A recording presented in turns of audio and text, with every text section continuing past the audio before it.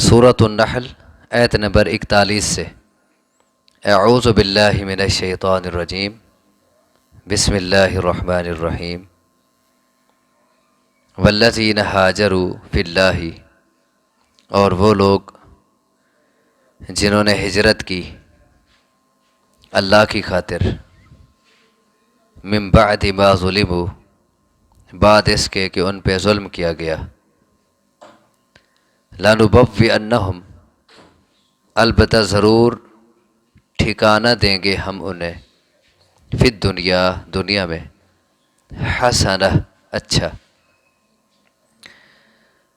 وَلَأَجْرُ الْآخِرَةِ اکبر، اور البتہ اجر آخرت کا زیادہ بڑا ہے، لو کانوا یعلمون، کاش کہ وہ جانتے۔ اس آیت مبارکہ میں ان لوگوں کی بات کی گئی ہے جنہوں نے مکہ مکرمہ سے ہجرت کی تھی، اپنا وطن، کاروبار، دوست احباب، عزیز و اقارب چھوڑے اور مدینہ کی طرف ہجرت کر کے چلے گئے۔ ہجرت کا اصل معنی ہی لغوی چھوڑنا ہوتا ہے۔ انہوں نے یہ سب کچھ چھوڑا، لیکن چھوڑا کس لیے؟ فی اللہ، اللہ کی خاطر۔ مکہ میں انہیں دین پر عمل نہیں کرنے دیا جاتا تھا، تو انہوں نے مکہ کو چھوڑ کے مدینہ کا رخ کیا تاکہ وہاں دین پر آسانی سے عمل کر سکیں۔ تو ان لوگوں کے ساتھ اللہ تبارک و تعالی نے خوبصورت وعدے کیے ہیں اس آیت مبارکہ میں۔ والذین ہاجروا فی اللہ، اور وہ لوگ جنہوں نے ہجرت کی اللہ کی خاطر، من بعد ما ظلموا، بعد اپنے مظلوم ہونے کے، لنبوئنہم فی الدنیا حسنہ، البتہ ضرور ٹھکانہ دیں گے ہم انہیں دنیا میں اچھا۔ اب ظاہراً تو وہ سب کچھ اپنے دنیا کے ٹھکانے، اپنے کاروبار، سب کچھ چھوڑ کے جا رہے ہیں، لیکن اللہ کا وعدہ ہے کہ ہم دنیا میں بھی ان کو اچھا ٹھکانہ عطا کریں گے، اور باقی انہیں زبردست ٹھکانہ مل گیا۔ مدینہ منورہ میں انصار نے ان کو سپورٹ کیا، ان کو جگہ دی، ان کو اپنے کاروبار میں شریک کیا، اور بعد میں پھر فتوحات ہوئیں تو مسلمان اپنے پاؤں پہ کھڑے ہو گئے جو مہاجرین تھے، اور بعد میں جب غنیمتیں آئیں تو فراوانی ہو گئی، ٹھکانے بھی مل گئے، روزی بھی مل گئی، کاروبار بھی پھر ہو گئے۔ اور یہ تو دنیا کی بات ہے۔ وَلَأَجْرُ الْآخِرَةِ اکبر، اور البتہ اجر آخرت کا اس سے بھی زیادہ بڑا ہے۔ آخرت میں اللہ تبارک و تعالی جو دے گا، تو یہ دنیا کا جو اچھا ٹھکانہ ہے یہ تو کچھ بھی نہیں ہے۔ حدیث میں آتا ہے کہ الہجرۃ تہدم ما کان قبلہا، ہجرت کرنے سے انسان کے گزشتہ سارے گناہ معاف ہو جاتے ہیں۔ تو جس کے گناہ معاف ہو گئے اس کی آخرت بن گئی۔ لیکن یہ سارا اجر و ثواب ہے اسی کے لیے، فی اللہ، جس میں یہ شرط پائی جاتی ہے، ہجرت اللہ کی خاطر کی۔ ورنہ ایک حدیث میں آتا ہے کہ لِكُلِّ امْرِئٍ مَّا نَوَىٰ، ہر آدمی کو وہ ملتا ہے جس کی وہ نیت کرتا ہے، جو اس کے دل کا ارادہ ہوتا ہے۔ اگر ایک شخص ہجرت کر رہا ہے لیکن وہ اس لیے کر رہا ہے کہ یہاں کاروبار اچھا نہیں ہے، میں اس وطن کو چھوڑ کے کسی اور وطن میں چلا جاؤں، وہاں کاروبار میرا اچھا ہو جائے گا۔ یا ایک شخص اس لیے وطن چھوڑ کے جا رہا ہے کہ وہاں جا کے میری شادی ہو جائے گی، حدیث کے لفظ ہیں، تو فرمایا یہ کام تو اس کے ہو سکتے ہیں وطن چھوڑنے کی وجہ سے، اس کا کاروبار چمک اٹھے اور علاقے میں جا کے اس کی شادی ہو جائے، لیکن اس کی ہجرت اسی کام کے لیے سمجھی جائے گی جس کے لیے وہ گیا ہے۔ اللہ کے لیے اس کی ہجرت نہیں بنے گی۔ اور جو ہجرت کا اجر و ثواب ہے، الہجرۃ تہدم ما کان قبلہا، کہ ہجرت سے اس کے گزشتہ گناہ معاف ہو جاتے ہیں، یہ اجر اسے حاصل نہیں ہوگا، یہ فائدہ نہیں ملے گا، دنیا کی چیز مل جائے گی۔ تو لِكُلِّ امْرِئٍ مَّا نَوَىٰ، ہر مرد کو وہ ملتا ہے جو اس کی نیت ہوتی ہے، دل کے ارادے کو اللہ دیکھتا ہے۔ لو کانوا یعلمون، کاش کہ لوگ جانتے۔ یا تو یہ اہل مکہ کے متعلق ہے کہ انہوں نے تو ظاہری طور پر مسلمانوں کو ستایا، تنگ کیا اور انہیں وطن چھوڑنے پہ مجبور کیا، اور دل میں خوش ہوئے کہ کیسے ہم نے ان کو در بدر کر دیا ہے، لیکن انہیں کیا پتہ کہ اللہ تبارک و تعالیٰ نے ان کو بعد میں ٹھکانے عطا کیے، آخرت کا اجر ان کے لیے واجب کر دیا۔ کاش کہ انہیں پتہ ہوتا۔ جنگ بدر ہوئی، اس میں کفار کے کتنا بڑے بڑے جو ان کے سرداران تھے 70 کے قریب وہ مارے گئے۔ آگے مکہ فتح ہوا تو پھر مسلمانوں کے ہاتھ میں سارا کچھ آ گیا۔ یا پھر یہ لو کانوا یعلمون ان کے متعلق ہے جنہوں نے ہجرت نہیں کی تھی، حکم کے باوجود بھی کچھ لوگ رہ گئے، ہجرت نہیں کی، کیسے ہوگا آگے، کیسے وطن چھوڑیں؟ کیونکہ یہ انتہائی مشکل مرحلہ ہوتا ہے کہ انسان ایک تو ہجرت میں اپنے مادی جو ذرائع ہوتے ہیں، اسباب ہوتے ہیں، ان کو ترک کرنا پڑتا ہے ہجرت میں، مال و دولت اور کاروبار اور مکان، یہ سب کو چھوڑنا پڑتا ہے۔ دوسرا ایک اپنے وطن سے انسان کی جو فطری محبت ہوتی ہے، انسان جہاں پیدا ہوا، جہاں وہ رہا، جہاں اس کے عزیز و اقارب ہیں، جہاں اس کے دوست احباب ہیں، اس علاقے سے ایک فطرتی طور پر اس کا دل لگا ہوا ہوتا ہے۔ اب اس کو ہمیشہ کے لیے چھوڑ کے اور علاقے میں منتقل ہو جانا، جذبات کی قربانی دینا، یہ انتہائی مشکل ہوتا ہے۔ تو اللہ نے کہا کاش کہ جن لوگوں نے ہجرت نہیں کی ان کو پتہ ہوتا کہ اللہ تبارک و تعالیٰ انہیں اس سے بھی بہتر عطا کر دے گا۔ الذین صبروا وعلی ربہم یتوکلون، یہ کون لوگ ہیں جنہوں نے اللہ کی خاطر ہجرت کی اور جن سے اللہ کے وعدے ہوئے، دنیا کے بھی آخرت کے بھی؟ وہ کون لوگ ہیں؟ الذین صبروا، وہ جنہوں نے صبر کیا، وعلی ربہم یتوکلون، اور اپنے رب پر وہ بھروسہ کرتے ہیں۔ کیونکہ جب تک یہ دو صفتیں نہ ہوں تب تک ہجرت نہیں ہو سکتی۔ انسان سب کچھ قربان کرنے کے باوجود بھی، بڑی بڑی تکالیف سہنے کے باوجود بھی کیا کرے؟ صبر، دین پہ ڈٹا رہے۔ یہ بڑا مشکل کام ہوتا ہے۔ اور پھر وعلی ربہم یتوکلون، پھر اللہ پہ بھروسہ بھی کرے۔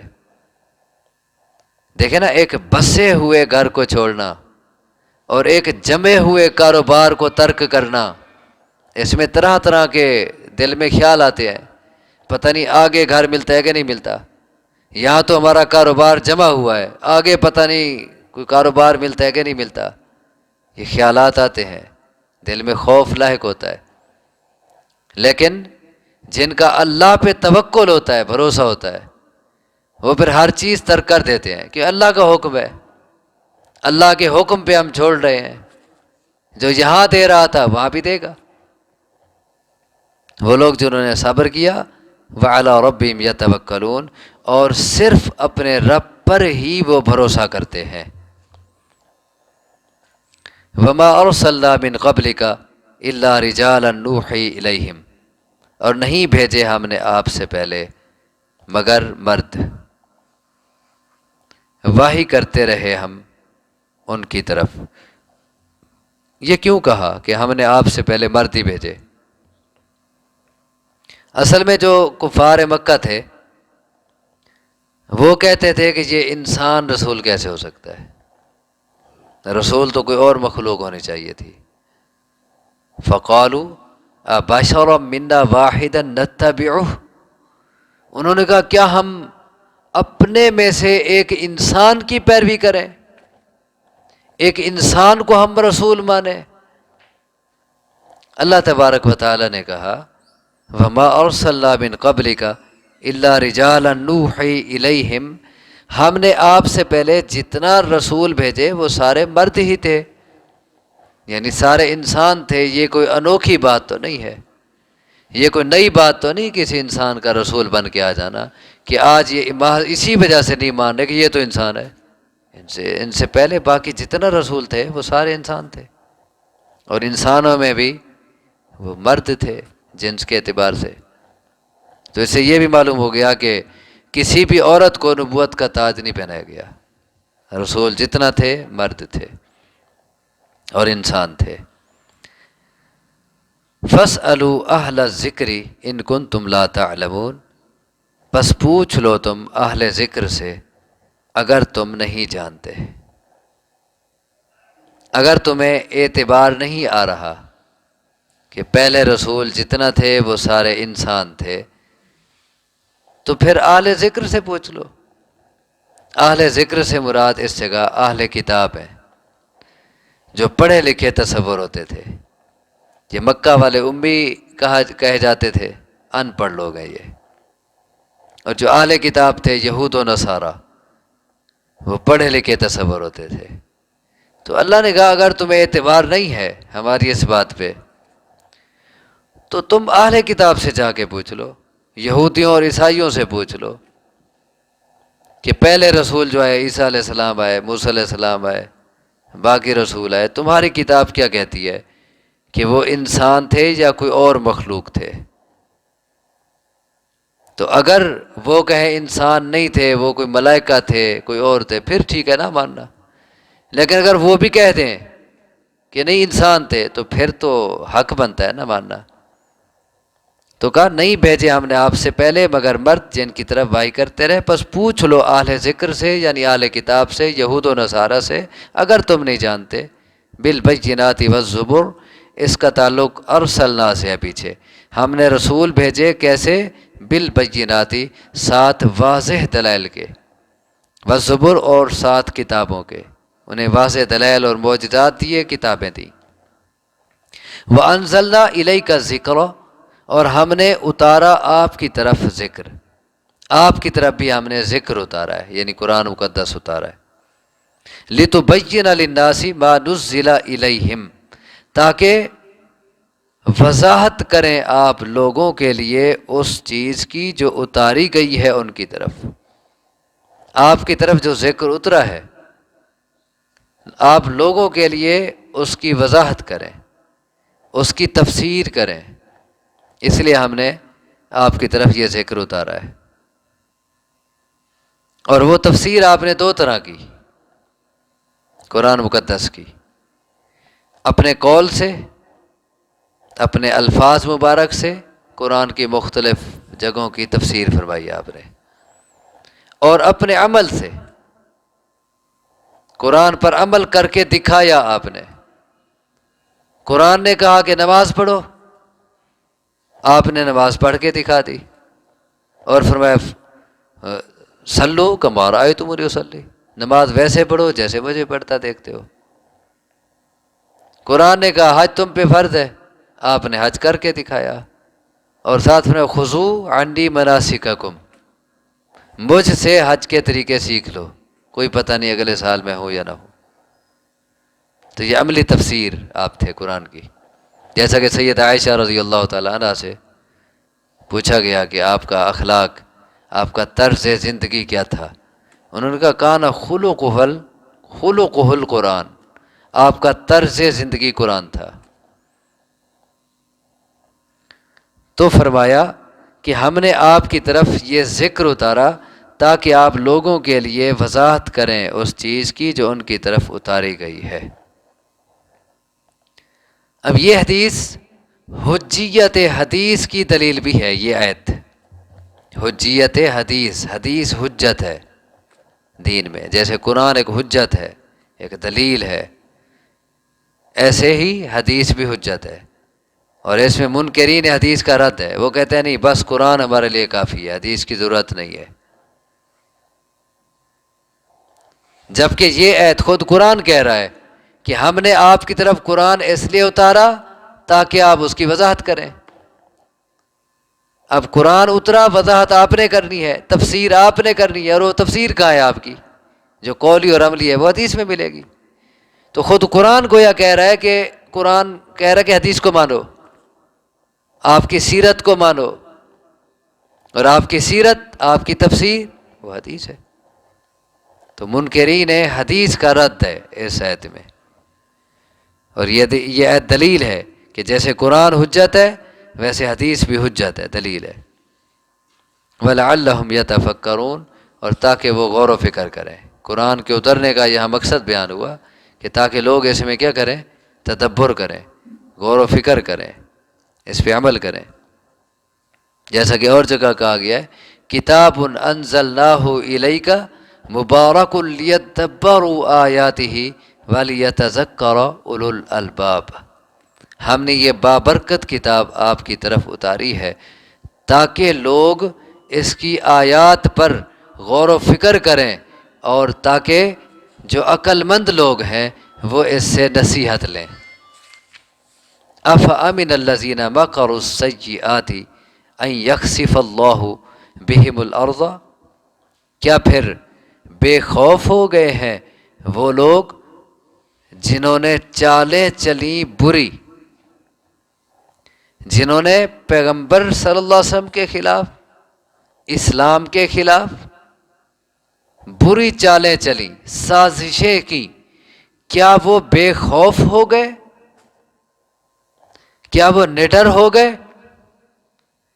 کیا انہیں اس بات کا ڈر نہیں لگتا ان یکسف اللہ بہم الارض، کہ دھنسا دے اللہ انہیں زمین میں؟ کیا جو اسلام کے خلاف سازشیں کرتے ہیں انہیں اس بات سے نہیں ڈر لگتا کہ اللہ انہیں زمین میں دھنسا دے، زمین پھٹے زلزلہ ہے وہ دھنس جائے، یا کسی بھی انداز میں اوپر سے کچھ گرے اور دھنس جائے؟ انہیں اس بات سے ڈر نہیں لگتا؟ او یأتیہم العذاب من حیث لا یشعرون، یا آئے ان کے پاس عذاب جہاں سے وہ شعور ہی نہ رکھتے ہوں۔ دین کے خلاف چالیں چلنے والے اس بات سے بے خوف ہو گئے کہ ان کے پاس ایسی جگہ سے عذاب ہے جہاں سے ان کا خیال ہی نہ ہو، اچانک جہاں سے تصور ہی نہ ہو کہ یہاں سے بھی عذاب آ سکتا ہے۔ او یأخذہم فی تقلبہم، یا پکڑ لے وہ انہیں ان کے آنے جانے میں، ان کے چلنے پھرنے میں، یعنی وہ سفر میں ہوں، آ جا رہے ہوں، چل پھر رہے ہوں، اور وہیں اچانک عذاب آ جائے۔ فما ہم بمعجزین، پس نہ ہو وہ عاجز کر سکنے والے، وہ اللہ کو عاجز نہیں کر سکیں، اس وقت اللہ کو ہرا نہ سکیں، اللہ سے بھاگ نہ سکیں، نکل نہ سکیں، اور اللہ انہیں وہیں پکڑ لے، کیا انہیں اس بات سے ڈر نہیں لگتا؟ او یأخذہم علی تخوف، یا پکڑ لے وہ انہیں تخوف پر، دو معنی اس کے، تخوف پہ پکڑ لے، تخوف خوف سے، ڈرا کے پکڑ لے۔ پہلے آیا تھا کہ اچانک پکڑ لے، انہیں ایک تصور ہی نہیں، خیال ہی نہیں تھا کہ عذاب آ رہا ہے اور ایسی جگہ سے آ جائے۔ اب کیا ہے کہ پہلے آثار ہوں، علامات ہوں، آ رہا ہے، اور پھر ان کو ڈرا دھمکا کے ان کو پکڑ لے۔ ایک معنی تخوف کا۔ دوسرا معنی تخوف کا یہ بھی کیا گیا ہے کہ اس کا معنی ہے نقص، کمی، اللہ ان کو کم کر کر کے پکڑ لے، یعنی آہستہ آہستہ پکڑے۔ اس میں اب یہ بھی آ جاتا ہے کہ زندگی آہستہ آہستہ گزرتے گزرتے ہر قدم ان کا عذاب کی طرف جا رہا ہے، جو اسلام کے خلاف چالیں چل رہے ہیں، یا کسی بھی طرح ان کو بیماریاں دے کے آہستہ آہستہ، یا کسی بھی طرح ان کو ٹینشنیں لگا کے، ان کو کسی بھی طرح کمزور کر کے آہستہ آہستہ پکڑے۔ یہ بھی اس کا مفہوم ہو سکتا ہے۔ دیکھیں نا، وقت کا پہیہ یہ چل رہا ہے، اب کوئی ظالم ہے اور دنیا میں اسے کوئی ڈر نہیں ہے، وہ اپنے عروج پہ ہے، اور وہ یہ سمجھتا ہے کہ مجھے کوئی کچھ نہیں کہہ سکتا، وہ ظلم پہ ظلم کیے جا رہا ہے، تو اسے اس بات سے ڈر لگنا چاہیے کہ وقت کا پہیہ چل رہا ہے، اور اچانک آہستہ آہستہ کوئی اس پہ عذاب آ سکتا ہے جس کا اسے پتہ ہی نہ چلے۔ آہستہ آہستہ اللہ اسے عذاب کی طرف دھکیلے۔ فَإِنَّ رَبَّكُمْ لَرَؤُوفٌ الرَّحِيمٌ، پس بے شک تمہارا رب البتہ بہت شفقت کرنے والا، نہایت رحم کرنے والا ہے۔ بات تو چل رہی تھی عذابوں کی، اور صفت آ گئی کہ اللہ شفقت کرنے والا ہے، اور رحم کرنے والا ہے، اس صفت کی کیا مناسبت ہے اوپر؟